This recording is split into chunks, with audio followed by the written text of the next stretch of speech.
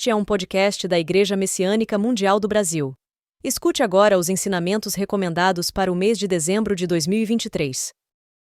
Força absoluta. Seria desnecessário dizer que a fonte da ação de tudo que existe no universo é a força de Deus. A criação e a transformação de todas as coisas são a manifestação da força, e a ela se deve o movimento ou a inércia de tudo. A começar pelo ser humano, todos os animais e até mesmo os micróbios nascem e morrem graças à força. Em suma, ela é absoluta, infinita e soberana. Vou parar aqui, pois o assunto é inesgotável. Resumindo, o universo em si é a própria força. A força nasce da união do espírito e da matéria.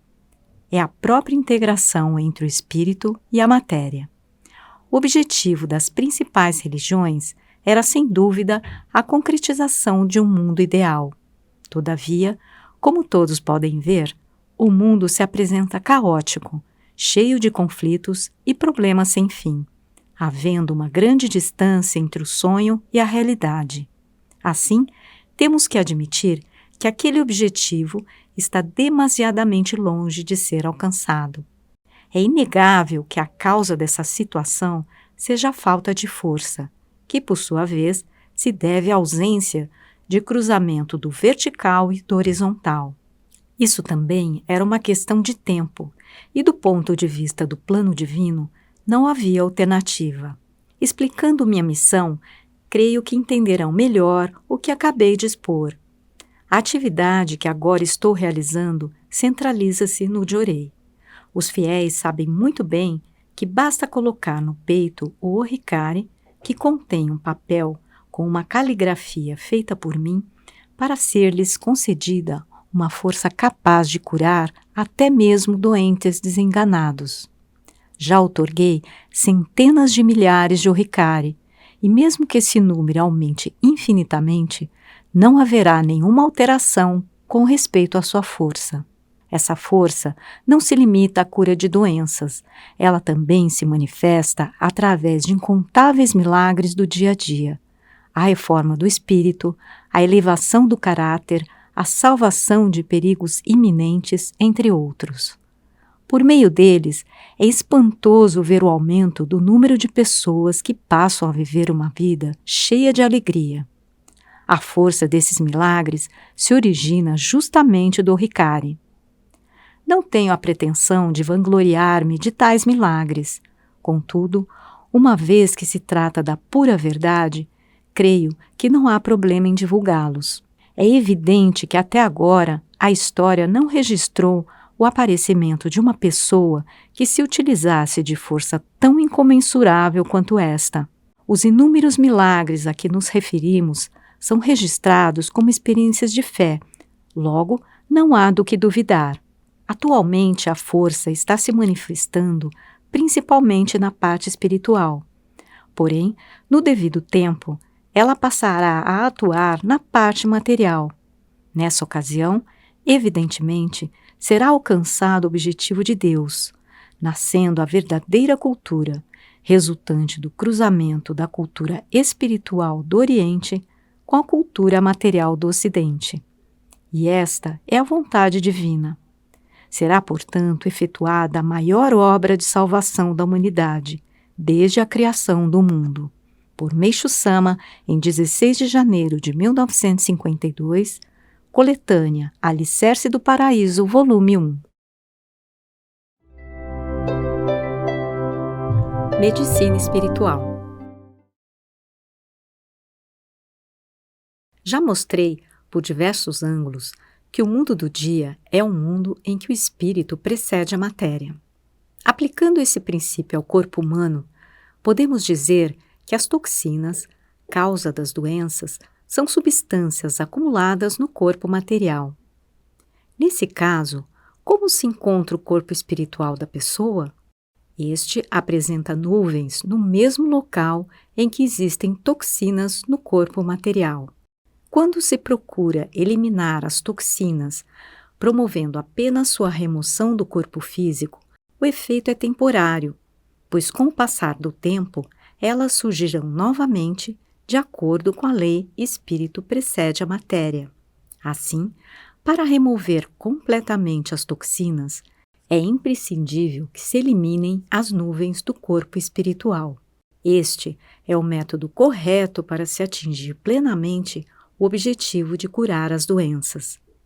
Visto que todos os métodos utilizados até agora tinham o corpo como objeto do tratamento, este era baseado exclusivamente na eliminação das toxinas, ou então na sua solidificação. É óbvio que eles propiciavam uma cura passageira, mas jamais a cura total, o que está bem caracterizado pelo uso da palavra recaída. Conforme já citei, os métodos empregados pela medicina são dois: solidificação das toxinas ou sua remoção cirúrgica. Nas terapias populares, as toxinas são solidificadas por meio de banhos de luz, estímulos elétricos, entre outros, ou são eliminadas por métodos como a moxabustão, que consiste em queimar determinados pontos do corpo para concentrar neles o pus e expeli-lo. Nossa medicina espiritual, o Jorei, todavia, fundamenta-se na eliminação das nuvens do corpo espiritual. O método consiste em irradiar pela ponta dos dedos do terapeuta ondas espirituais, que têm como agente principal o elemento fogo. Por ora, vou chamar essas ondas de luz misteriosa. Todas as pessoas a possuem em determinada quantidade, ou melhor, ela preenche de forma ilimitada não só o espaço em torno do planeta Terra, como também o mundo espiritual. Por que ninguém havia descoberto o método de cura que consiste na eliminação das nuvens por meio das ondas espirituais? Foi porque, conforme já dissemos, era noite no mundo, ou seja, o mundo estava às escuras. Em termos de luz, existia apenas uma claridade semelhante à da lua, e por esse motivo era impossível obter suficientemente a luz misteriosa para eliminar as nuvens espirituais, ou seja, a força para curar as doenças. Não é que essa luz não existia. Como é do conhecimento de todos, alguns religiosos e ascetas procediam ao tratamento das doenças e obtinham certo êxito, fazendo com que o fundador e sua religião alcançassem considerável fama. Esse fato ocorre porque o componente predominante da luz da lua é o elemento água, e assim a força para curar limitava-se a alguns tipos de doenças e seus efeitos eram temporários. Como ela tem por base o elemento água, que é de natureza fria, sua aplicação constitui um tratamento de solidificação. Uma vez que no Jorei o elemento fogo é o principal, qualquer toxina solidificada é dissolvida. Por conseguinte, ele apresenta efeitos extraordinários. Dois principais fatores me levaram a descobrir o Jorei.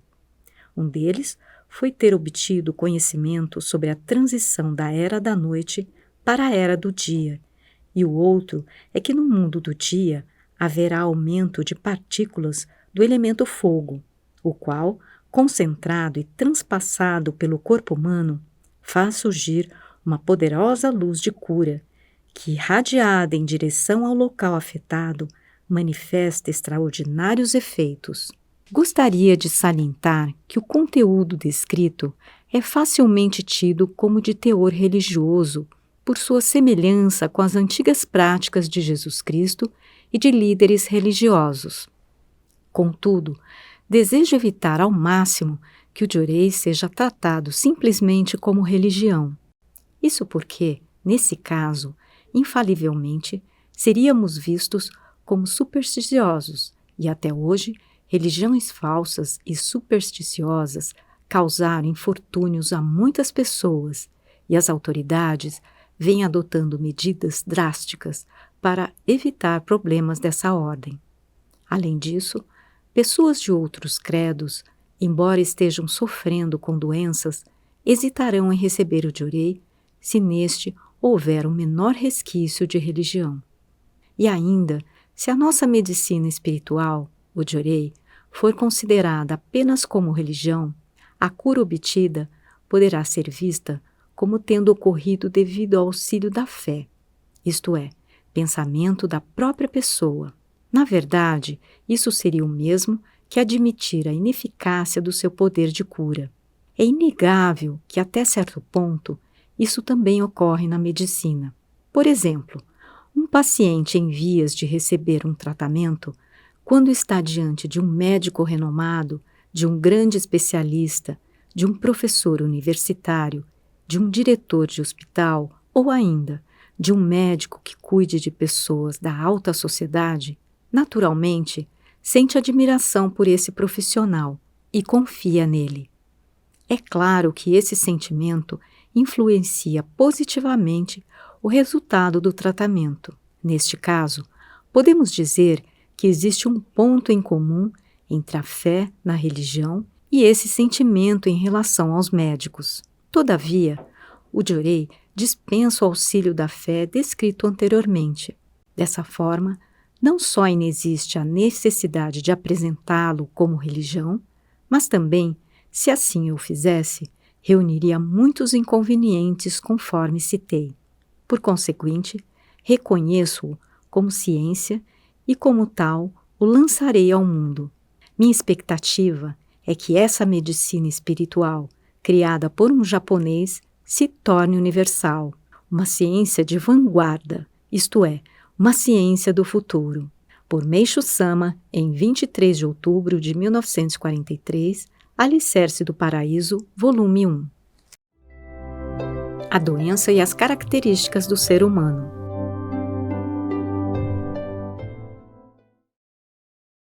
Por meio da minha larga experiência, percebo que a doença e as características das pessoas apresentam correspondências. Por exemplo, por ocasião do tratamento das doenças, é possível notar que as pessoas dóceis e obedientes curam-se com facilidade, e as pessoas descomplicadas apresentam sintomas simples. Ao contrário, nas criaturas de gênio forte, as doenças tendem a se prolongar. Aquelas que são teimosas, a doença também o é. Em pessoas instáveis, a doença é igualmente instável. Em pessoas irônicas, ela toma um curso também irônico. Ao cuidar de algum doente, deve-se ter em mente que a melhoria das características consideradas negativas dessa pessoa influenciará positivamente a doença. Assim sendo, o melhor é que ela se torne dócil e obediente em todos os aspectos. Por Meishu Sama, em 13 de abril de 1936, Alicerce do Paraíso, volume 3. Análise das toxinas.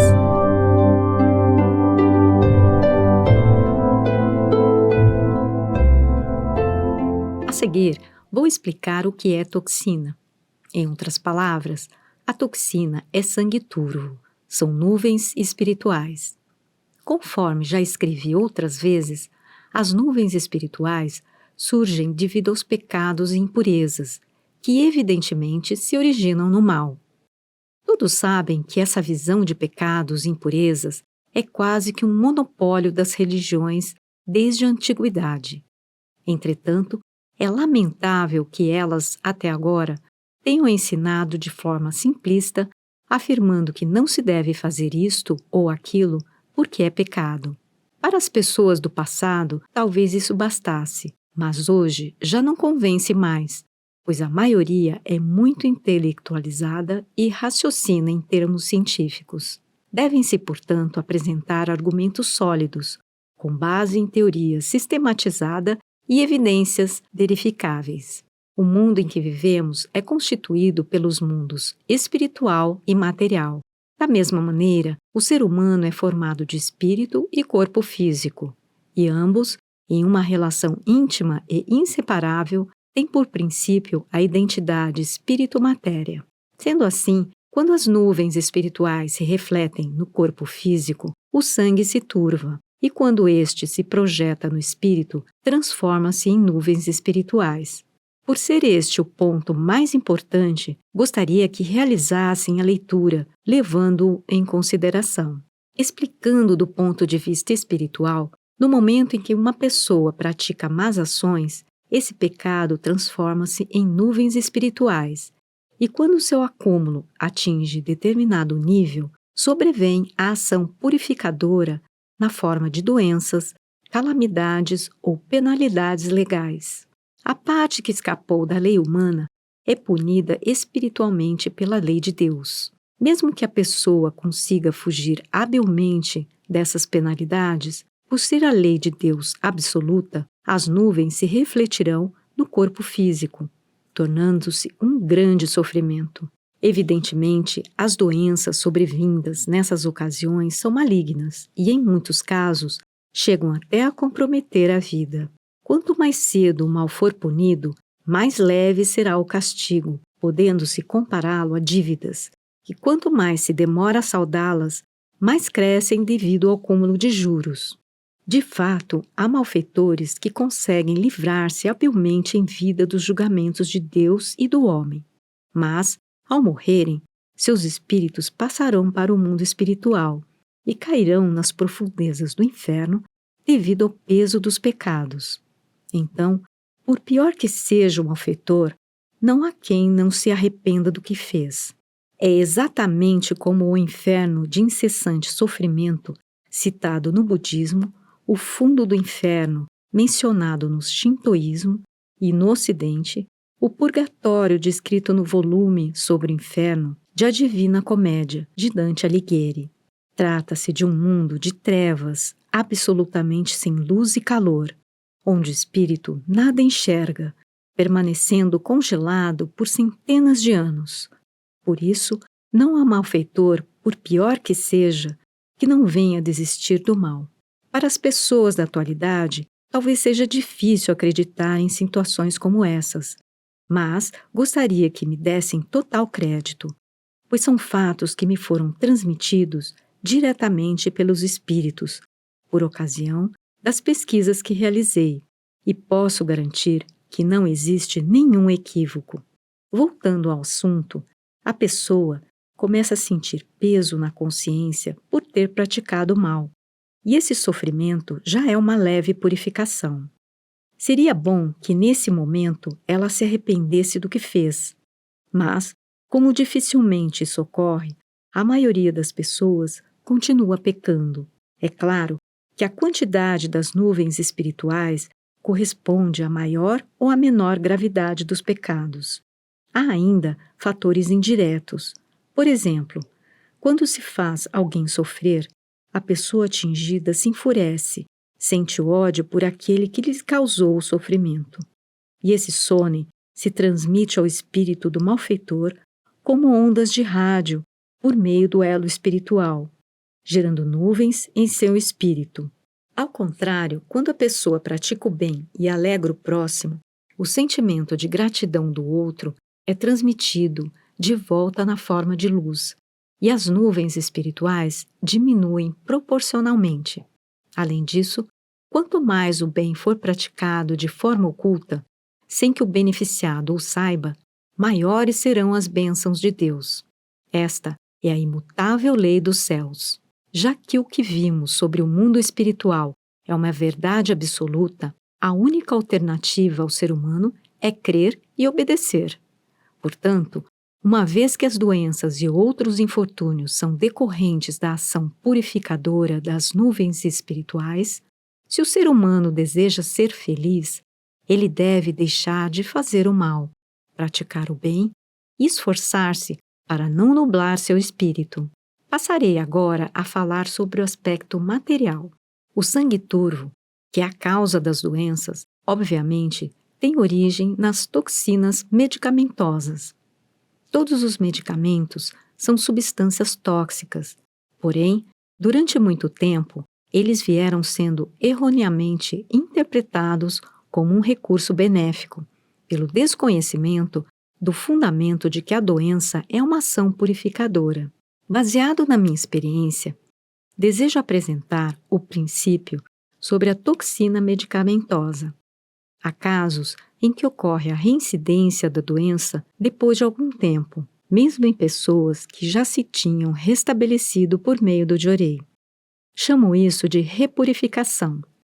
O motivo é que no início, com o recebimento do Jorei, ocorre a eliminação somente das toxinas, já em processo de dissolução, e com isso, o doente melhora por um tempo.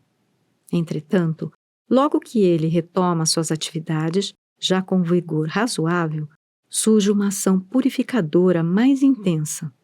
Resumindo, com a purificação, a pessoa ganha saúde e, com esta, surge a purificação.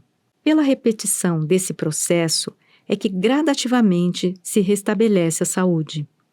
Assim sendo, no caso da repurificação, por ser o processo relativamente mais intenso, ocorrem febre alta e tosse intensa para eliminar catarro antigo e solidificado, sendo isso perceptível pela densidade deste e pelo odor de medicamentos. Obviamente, há ainda perda de apetite, enfraquecimento do corpo, etc., podendo, às vezes, a pessoa partir para o outro mundo. De acordo com as estatísticas, até hoje, essa proporção é de 7%. Portanto, 93% das pessoas tornaram-se totalmente saudáveis e ativas com o Jorei. Com relação a estes maravilhosos resultados de cura de doença, o fato ainda mais surpreendente é que a maioria que nos procura são doentes em estado grave, a um passo da morte, que já se submeteram a diversos tratamentos médicos, populares, religiosos, etc., sem alcançar a cura. Os resultados obtidos são tão maravilhosos que talvez seja difícil acreditar. A propósito, no caso dos 7% de pessoas que tiveram resultados insatisfatórios, a causa, sem exceção, foi a grande quantidade de toxinas medicamentosas ingeridas. Em suma, o Jorei é um método de eliminação dessas toxinas, e isso torna-se evidente ao observarem que quanto maior for a redução da quantidade destas, maior é a tendência de melhora. Logo, transformar o Japão em um país livre da tuberculose não é tão difícil. Pode-se alcançar perfeitamente esse objetivo, suprimindo os medicamentos e incentivando as pessoas a contrair resfriado. Uma vez que Deus criou o ser humano como personagem principal do planeta Terra, providenciou a produção de alimentos suficientes para a sua subsistência, atribuindo sabor a cada um deles e paladar ao ser humano. Comer com prazer aquilo que se tem vontade de comer é o suficiente para se manter a saúde, sem precisar preocupar-se, por exemplo, com os nutrientes. A mesma lógica se aplica à questão da procriação, que apesar de não ser o objetivo do desejo sexual, acaba ocorrendo como consequência natural dele. Sendo assim, o ser humano não deve ingerir substâncias estranhas que não sejam alimento, isto é, deve excluir tudo o que é insípido ou amargo, pois isso indica o que não deve ser ingerido. Por desconhecimento desse princípio, costuma-se dizer, desde a antiguidade, que o bom remédio é sempre amargo, o que constitui um flagrante equívoco, uma vez que a função digestiva não está capacitada a processar tudo o que não é alimento e o medicamento é uma substância estranha, tal função não consegue processá-lo, ficando, portanto, retido no corpo. Isso constitui a causa das doenças. Por Meishu Sama, em 1º de dezembro de 1952, Alicerce do Paraíso, volume 3. O tratamento natural.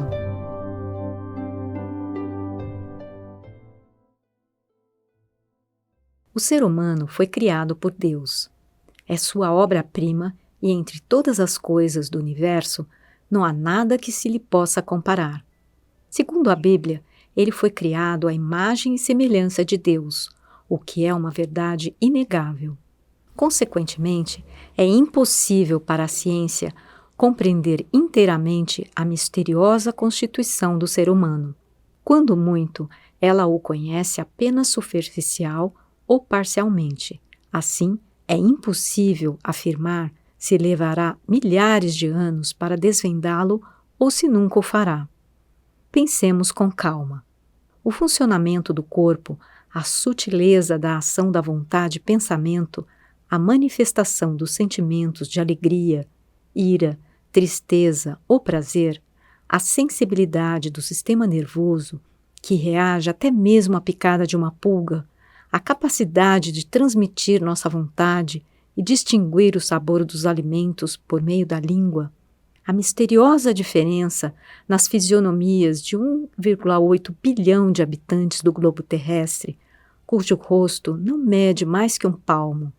Só esses exemplos já são suficientes para que louvemos o poder do Criador do Universo, principalmente em se tratando do mecanismo de reprodução, ou seja, o mistério que envolve o processo de criação de um ser humano. É realmente inexprimível em palavras. É natural que a ciência não consiga desvendar o mistério da vida, pois o ser humano não é criação sua como os robôs. A esse respeito, talvez alguém diga: a temível varíola não foi solucionada com a vacina? De acordo com a revelação de Canon, há alguns milhares de anos, na verdade, não existia varíola. Ela surgiu para purificar os pecados e impurezas da humanidade e, por essa razão, constitui uma espécie de acerto de contas. A vacina é uma forma de se esquivar dessa purificação e, portanto, trata-se de um procedimento inadequado. Devido a isso, a saúde das pessoas está se debilitando e sua vida está sendo seriamente encurtada. Por conseguinte, o prejuízo é muito maior do que contrair varíola. Mesmo nos dias de hoje, se as pessoas viverem corretamente, sem infringir as leis dos céus, não há por que contraírem varíola, mesmo que não tomem vacina. Todavia, raramente existem pessoas tão perfeitas assim. Por conseguinte, até a concretização do mundo da luz, creio que o uso de vacinas seja inevitável. Logo que o referido mundo se concretizar, as doenças contagiosas e graves desaparecerão sem deixar vestígios, e restarão apenas, por exemplo, o resfriado e a diarreia. Quando a pessoa adoece, imediatamente inicia-se dentro dela uma grande atividade destinada a eliminar a doença. O organismo começa a produzir o próprio medicamento. É como se o corpo humano contivesse um grande laboratório farmacêutico com um doutor em medicina. Quando ocorre a invasão da impureza, chamada doença, esse doutor do interior do corpo, no mesmo instante, faz um diagnóstico, solicita ao farmacêutico a preparação dos medicamentos e logo inicia o tratamento. Uma vez que os equipamentos e os medicamentos são excelentes, realmente a cura é eficiente. Se comemos algo tóxico, o laboratório existente dentro do corpo imediatamente produz um laxante para provocar a diarreia e eliminá-lo. Quando ocorre a invasão de bactérias nocivas no organismo, é realizado um tratamento por meio da febre, que é uma grande ação bactericida. Na ocorrência de uma intoxicação, produz-se uma reação na pele para expulsá-la e, por meio da febre e da coceira, procura-se neutralizá-la, a fim de que ela não atinja os órgãos internos. Dependendo do tipo da intoxicação, os rins entram em intensa atividade, processando uma limpeza com água, fazendo com que as toxinas sejam eliminadas pela urina. Quando se inspira uma grande quantidade de poeira, esta é eliminada, por exemplo, na forma de escarro. De fato, o corpo humano é de uma habilidade extraordinária. Por isso, em geral, as doenças se curam naturalmente, sem necessidade de interferências. Entretanto, por desconhecimento desse princípio, as pessoas recorrem aos medicamentos e aos tratamentos desenvolvidos pela ciência, que causam, além dos sérios obstáculos ao processo de cura natural, o prolongamento da doença. Caro leitor, para comprovar isso, da próxima vez que ficar doente, deixe que a doença siga seu curso natural, sem interferir, e verá que o restabelecimento será surpreendentemente rápido e completo. Caso faça essa escolha, deve-se respeitar a vontade do corpo. Portanto, se quiser ficar deitado, deite. Se quiser levantar-se, levante-se. Se quiser caminhar, caminhe. Se quiser comer, coma. Caso contrário, aguarde o apetite voltar, podendo ficar sem comer por 2 ou 3 dias. Se tiver febre alta, pode até usar bolsa d'água em temperatura ambiente, sendo que o melhor é evitar o máximo possível interferências. Se procedermos assim, quaisquer que sejam as doenças, a cura se dará de forma realmente satisfatória.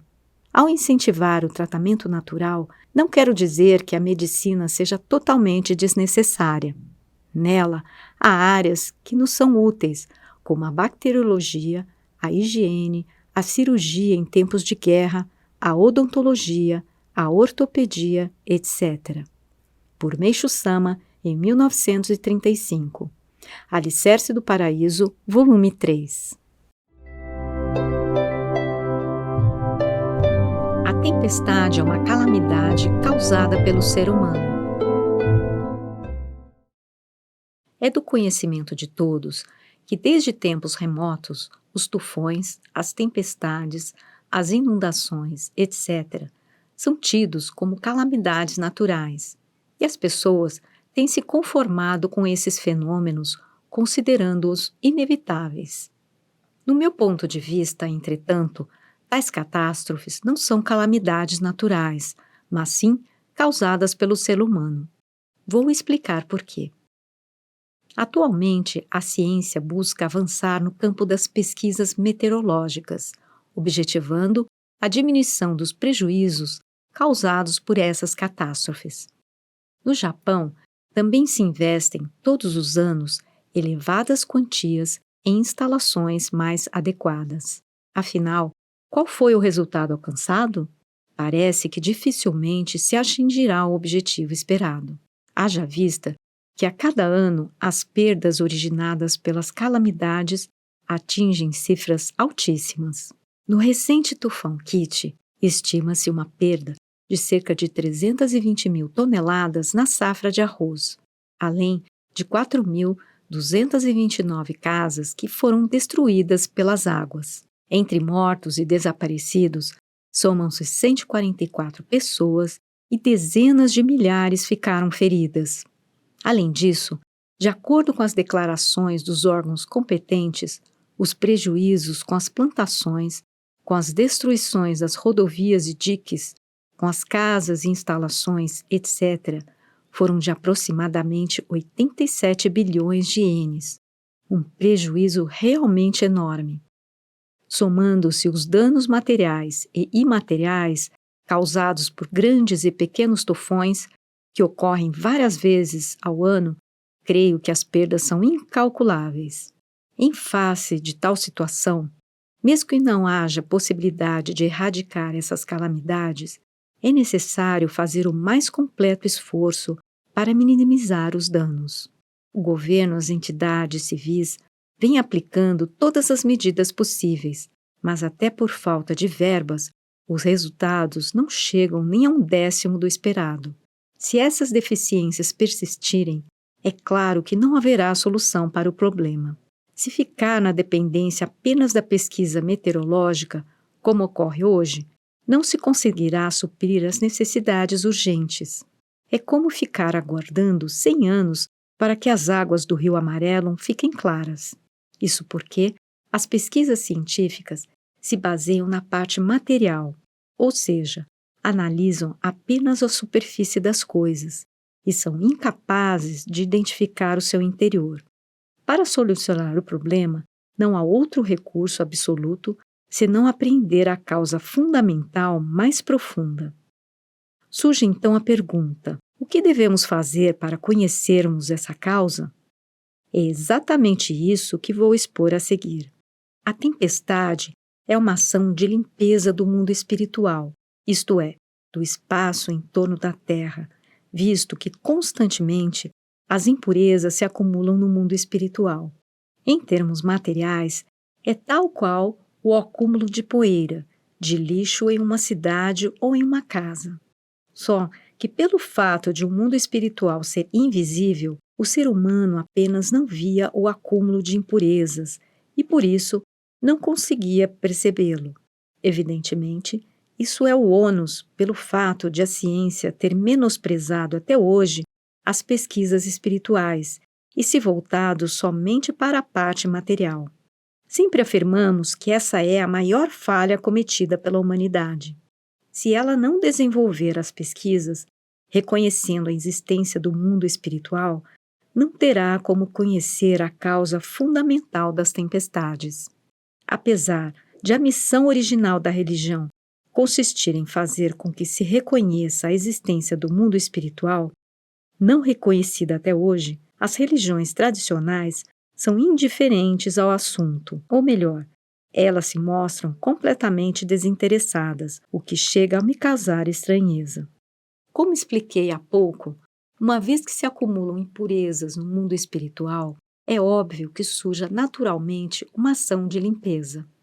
O vento dispersa as impurezas e a água as lava. Isto é a tempestade. Na verdade, ela não é nem um pouco diferente da limpeza que se faz aqui no mundo material. Portanto, a chave para a solução definitiva do problema consiste em identificar a causa fundamental dessas impurezas. Então, o que são essas impurezas? As impurezas são as nuvens espirituais criadas pelo sonem, pelas palavras e pelas atitudes do ser humano, isto é, maus sentimentos, más palavras e más ações influenciam o invisível mundo espiritual e, como resultado, surgem nuvens. Por essa razão, em face da frequente ocorrência de fortes vendavais, podemos compreender como o sentimento humano se deteriorou e o quanto são numerosas as más palavras e as más ações. Digo, entretanto, que há uma maneira extremamente fácil de eliminar essas nuvens espirituais. Basta que se inverta a situação, ou seja, que os sentimentos, as palavras e as ações do ser humano se tornem bons, isto é, que o mundo espiritual nublado pelo mal seja clareado pelo bem. Nesse caso, o bem transforma-se em luz e dissipa as nuvens. Os hinos dos corais cristãos, os sutras budistas e as orações shintoístas, por exemplo, são palavras de bem e de louvor e, por isso, contribuem de certa forma para a limpeza do mundo espiritual. Se elas não existissem, as tempestades seriam ainda mais violentas que as atuais. Diante do exposto, a verdade é que as tempestades são geradas pelo ser humano e ele próprio sofre com isso.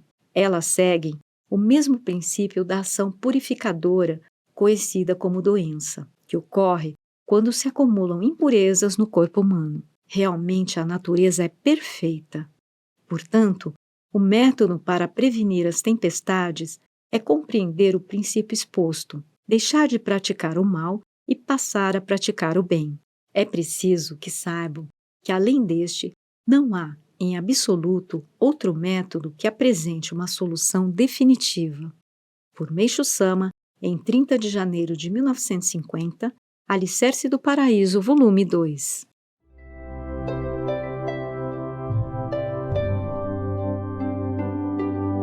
Considerações espirituais sobre os incêndios.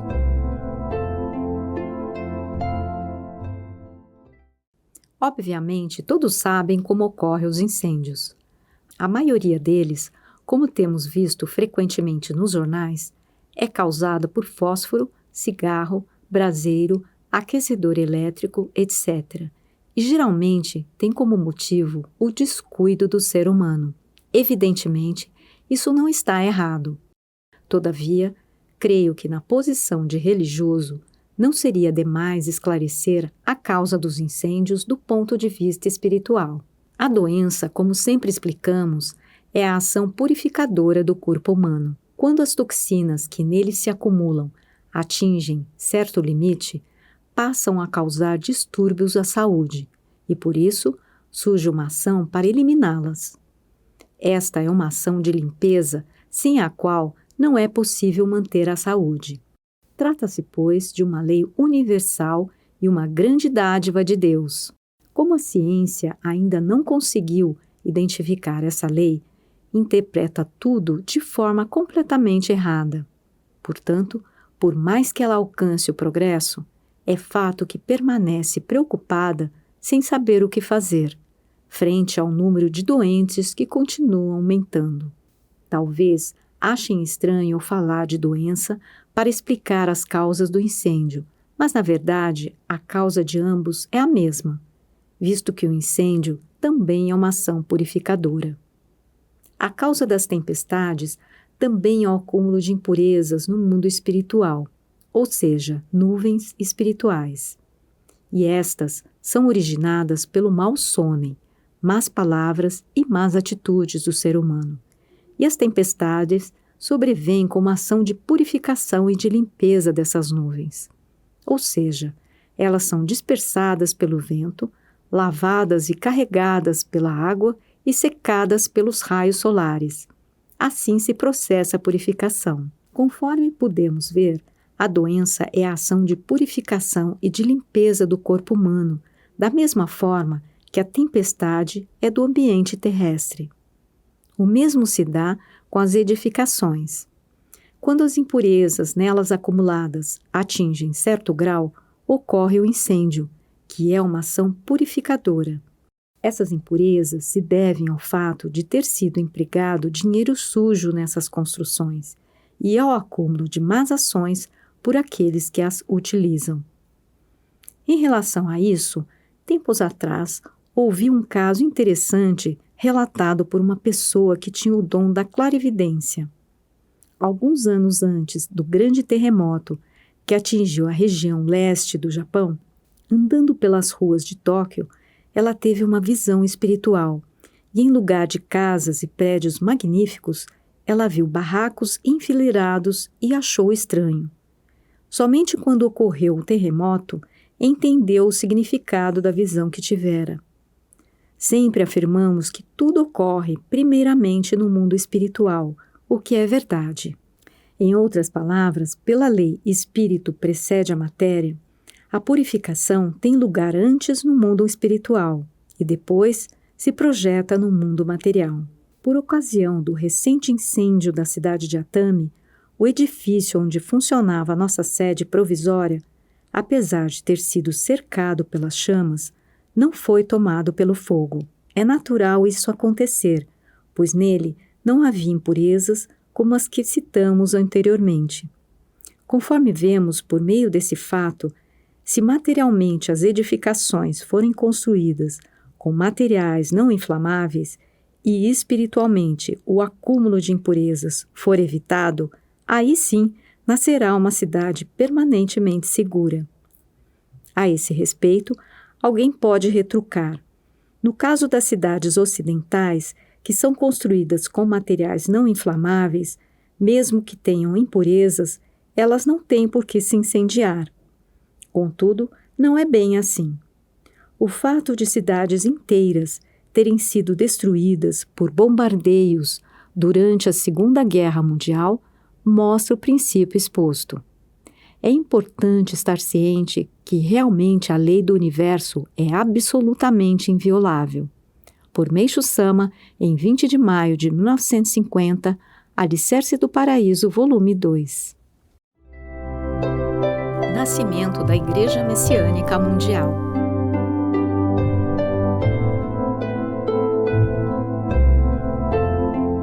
Por que foi criada a nossa igreja?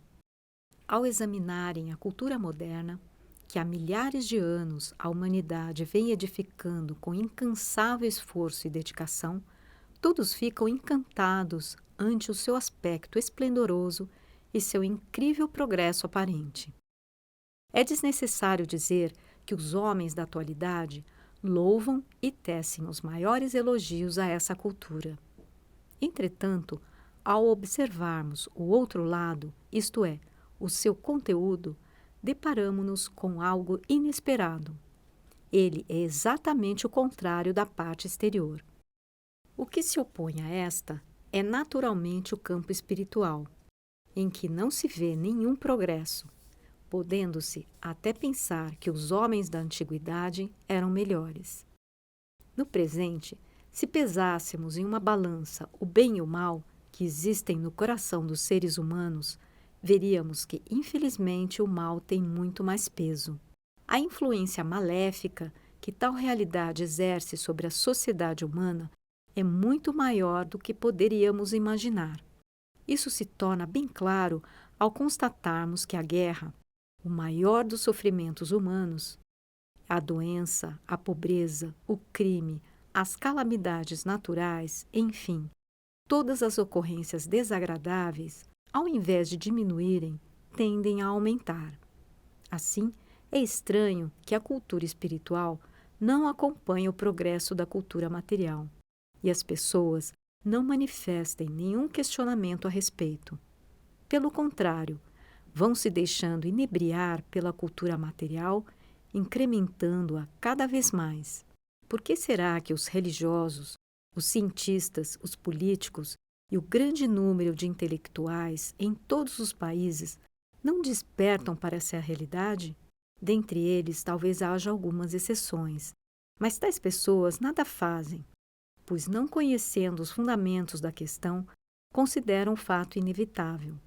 Parece que elas estão resignadas, acreditando que se trate de uma condição inata da humanidade. O principal desejo do ser humano é ser feliz, e ele veio empregando toda a sua inteligência, utilizando-se dos mais diversos meios para concretizá-lo. Sem dúvida, esse desejo se tornou uma utopia, a aspiração de um mundo ideal. Nesse sentido, inicialmente a humanidade procurou apoio na religião. Como a possibilidade de atingir seu objetivo unicamente pela religião tornava-se pequena, procurou alcançá-lo mediante a educação, a moral, a filosofia e outros meios surgidos na China e no Ocidente, a partir da Idade Média. Na China, apareceram sábios como Confúcio, Mengtzu e Zuxi. No Ocidente, educadores e filósofos como Sócrates, Kant, Hegel e outros. Logicamente, a humanidade depositou suas esperanças nesses meios. A partir do século XVII, porém, começou a se destacar no Ocidente a ciência materialista, e reformas gradativas foram ocorrendo em todos os setores. O desenvolvimento da civilização mecânica deu origem à Revolução Industrial, e o mundo inteiro ficou encantado com a ciência. Assim, ao invés de continuar seguindo caminhos longos e tortuosos, como os da religião e da moral, considerou-se que, para aumentar a felicidade do ser humano e construir um mundo ideal, não havia meio mais eficiente que a cultura científica. Visível, palpável e comprovável, o que é compreensível. Além do mais, constatando que, quanto mais adiantada é a cultura de um país, mais rico e próspero ele é, mais armamentos esse país possui, mais abençoada é a vida de sua população, mais ele é respeitado pelo mundo, chegando seu poder a influenciar as nações vizinhas, os países, disputando entre si, procuraram imitá-lo. Por esse motivo, a cultura científica foi evidenciando um rápido progresso, até chegar ao estágio atual. Uma vez que a humanidade se deslumbrou demasiadamente com ela, depositando-lhe excessiva confiança, seu lado espiritual acabou enfraquecendo e seus preceitos morais decaíram. Assim, buscando apenas as coisas visíveis, os seres humanos, inconscientemente, acabaram por se tornar escravos da ciência. Aqueles que, na verdade, deveriam dominá-la, passaram a ser controlados por ela. É o que se percebe atualmente. Por esse motivo, podemos dizer que estamos em um beco sem saída, a um passo da catástrofe mundial, e que o futuro da humanidade corre um sério perigo. A felicidade e até o mundo ideal, que eram a aspiração inicial da humanidade, foram esquecidos, não se sabe quando, tendo-se chegado a um momento em que não se vai nem para frente nem para trás. Desse modo, quanto mais a cultura progride, mais o ser humano se distancia da felicidade. É um resultado extremamente irônico. Parece uma gangorra. Quando um dos lados sobe, o outro desce. Falando em termos mais simples, inicialmente tentou-se construir o paraíso terrestre com a cultura espiritual. Mas já que sua concretização parecia impossível, apelou-se para a cultura científica. Avançou-se com força total. Não obstante, conforme foi exposto anteriormente, ao invés de se alcançar o paraíso, chegou-se a um estado pior que o do próprio inferno, a iminência da destruição da humanidade com a invenção da bomba atômica. O fato, porém, é que, mesmo tendo chegado a uma época tão perigosa como a atual, o ser humano ainda não despertou, continuando a venerar a ciência materialista. Em poucas palavras, ele fracassou recorrendo à cultura espiritual e também à cultura material.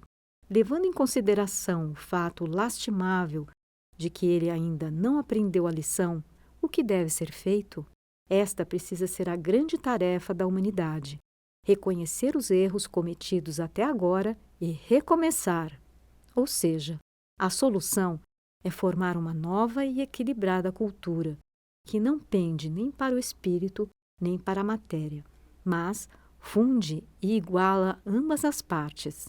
Somente assim estará concretizado o paraíso terrestre. Por tudo o que vimos até agora, podemos dizer que a época atual é a época da mudança da velha para a nova cultura, a era da grande transição mundial, à qual sempre nos referimos. Será que na história da humanidade já foi registrada uma mudança tão grande? Em verdade, é um fato inédito. Como será essa nova cultura que ocupará o lugar da antiga? Incontestavelmente, trata-se de algo que não se pode ser compreendido pela inteligência do homem contemporâneo, ainda que em pequena parcela. E quem se encarregará de criá-la? Neste contexto, independentemente de crermos ou não, é imprescindível admitir a existência do ser conhecido como Deus. Por conseguinte, darei explicações a respeito. Embora digamos simplesmente Deus, na verdade existem níveis superior, médio e inferior, com inúmeras funções. O shintoísmo admite a existência de uma infinidade de deuses. Até hoje, quando se fala em Deus, pensa-se no monoteísmo cristão ou no politeísmo shintoísta. Entretanto, ambas visões são parciais.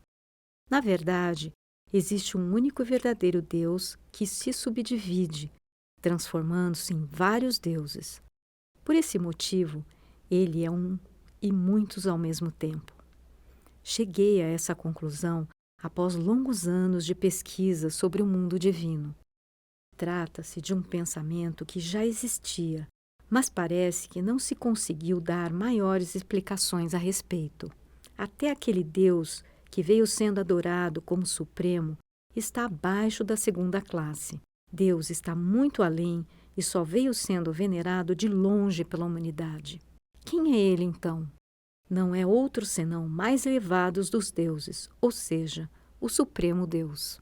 Aquele a quem os povos se referem como Jeová, Logos, Deus, Tentei, Mukyoko, segunda vinda de Cristo, Messias.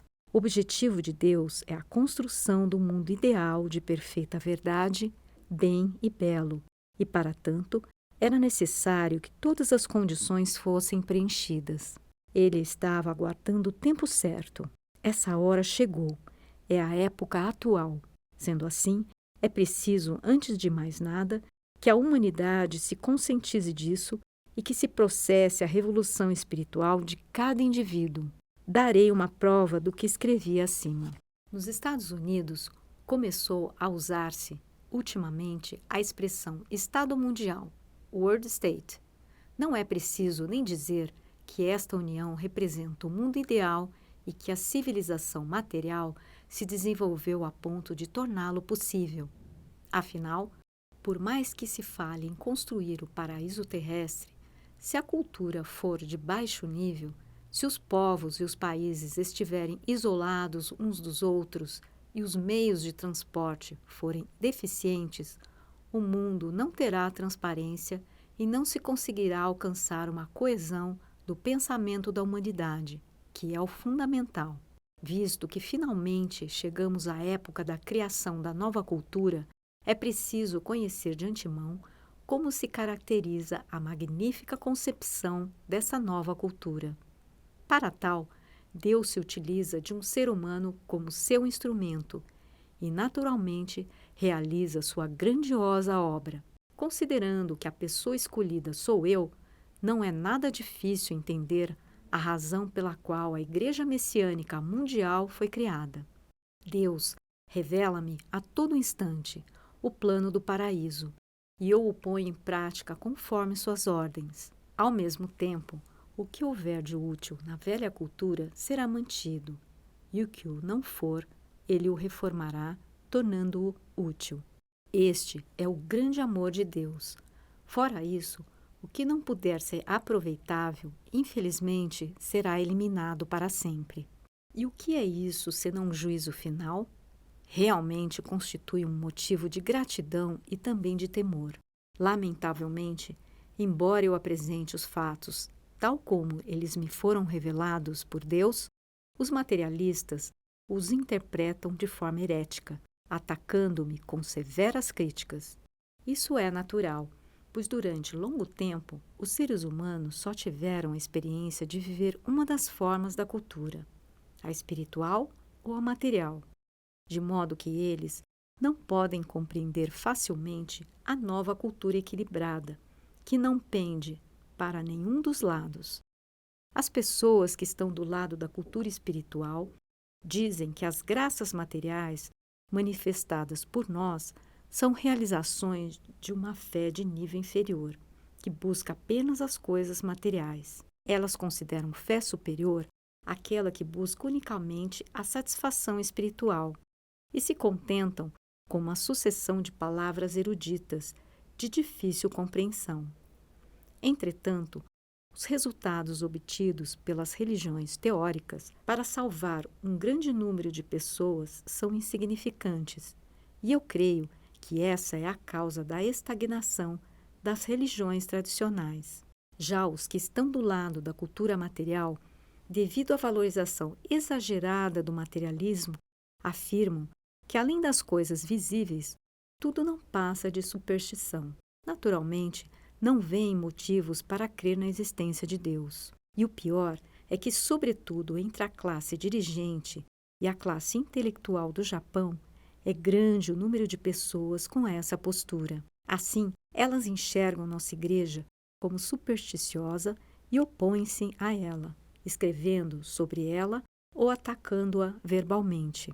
Os mais extremistas chegam a pedir que o povo se acautele e que evite aproximar-se dela. Influenciado por essa atitude, o grande público não consegue compreender o que realmente somos e tende a hesitar em nos conhecer. Consequentemente, a maioria dos intelectuais, sem o saber, constitui um obstáculo para a nova cultura. Sempre que nasce algo novo, fatalmente surgem opositores. Isso se verifica tanto no Ocidente como no Oriente. Podemos dizer que é a triste predestinação de todos os anunciadores de uma nova época. O mais engraçado é que, quando advém uma teoria de nível não muito superior ao da cultura vigente, os intelectuais a exaltam. Isso ocorre porque as pessoas que receberam uma educação representativa da cultura tradicional têm maior facilidade para entender teorias desse nível. Os detentores do Prêmio Nobel enquadram-se em tal categoria. Todavia, quando surge uma teoria muito elevada, distante do nível cultural da época, os intelectuais, por não a compreenderem de forma alguma, consideram-na herética, combatem-na e tentam neutralizá-la. Isso também se evidencia na Europa, conforme podemos constatar pelos sofrimentos infligidos a precursores como Jesus Cristo, Sócrates, Copérnico, Galileu, Lutero e outros. A teoria exposta por mim é muito mais inovadora que a desses precursores, adiantada 1 ou 2 séculos em relação à época atual, e por esse motivo, as pessoas que a ouvem pela primeira vez e aquelas que estão bitoladas pela cultura tradicional ficam boquiabertas e não pensam em analisá-la devidamente. Simplesmente rechaçam-na, afirmando de forma taxativa que se trata de mera superstição. Reflitamos. Se ela não passa de uma teoria excêntrica, por que será que, sem sofrer o menor abalo, nossa igreja continua se expandindo, embora receba tantas censuras e ataques e seja reprimida pelas autoridades? Deve existir alguma razão. Não sei quantas vezes ela percorreu caminhos espinhosos e atravessou chuvas de flechas. Apesar de tudo, a obra de construção do paraíso terrestre está avançando bem mais rápido do que se esperava. Inegavelmente, isso é de difícil compreensão pela lógica humana. O fato é que, uma vez se tornando membro da Igreja Messiânica Mundial, qualquer pessoa consegue manifestar um poder semelhante ao do fundador de uma religião. Um simples fiel manifestar milagres é coisa mais do que comum em nossa igreja. São maravilhosas graças recebidas nesta vida. Ao mesmo tempo, por meio de nossos ensinamentos, esse fiel consegue captar a essência da vida, despertar para a verdade, melhorar sua vida cotidiana e ficar mais alegre. Sustentado por inabalável fé, pode até mesmo vislumbrar o futuro. Assim, ele passa a viver com verdadeira paz interior. A prova mais evidente é que, com o decorrer do tempo, seu semblante melhora. Isso se verifica porque, uma vez que o sangue é purificado, a saúde aumenta, desaparecem as incertezas quanto ao futuro, o caráter se eleva e esse fiel se torna uma pessoa virtuosa. Dessa forma, ganha maior confiança de terceiros e por eles é amado e respeitado. A condição fundamental para se construir o paraíso terrestre, objetivo de nossa religião, é que o indivíduo se eleve e adquira a qualificação de um ente paradisíaco. Como o mundo é uma coletividade formada por indivíduos, se o número de pessoas com essa característica aumentar, obviamente surgirá o paraíso terrestre. Por Meishu Sama, em 20 de novembro de 1950, Luz do Oriente, volume 1.